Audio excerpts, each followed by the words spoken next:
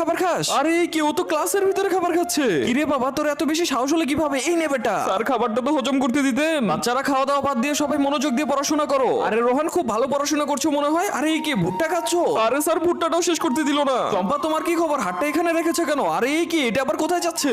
এত বড় পাইপ, এত বুদ্ধি তোমাদের মাথায় কিভাবে আসে? আরে এই কি, এটা তো কফি। এই নাও চম্পা। আরে চম্পা আবার কোথায় গিয়ে পড়লো? দূরবীন দিয়ে দেখতে হবে। তোমাদের বন্ধু বলতেও লজ্জা লাগে, তোমরা ক্লাসের ভিতরে খাবার খাও। যাক, একটা ছেলে তো ভালো কথা বলছে। আরে এই কি, ও তো নিজেই তরমুজ খায়। স্যার মারতে হবে না, আমি নিজেই পড়ে যাচ্ছি এখানে। আরে স্যার ধরার আগে তাড়াতাড়ি চল এখান থেকে, পালাই। পালিয়ে যাবি কোথায়? ধর ওকে।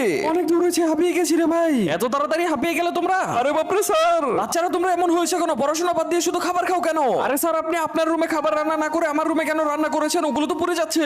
আল্লাহর সুন্দর ছবিটির জন্য তো সবাই লাইক সাবস্ক্রাইব করে দেয়, কিন্তু আজ দেখবো তোমরা মা বাবাকে কেমন ভালোবাসো। যদি মাকে ভালোবাসো তাহলে ভিডিওতে লাইক দিয়ে চ্যানেলটি সাবস্ক্রাইব করে দাও। আর যদি বাবা মা দুজনকে ভালোবাসো তাহলে কমেন্টে আই লাভ ইউ বাবা মা লিখে যাও। লাইক সাবস্ক্রাইব না করলে বুঝবো তুমি তোমার বাবা মাকে ভালোবাসো না।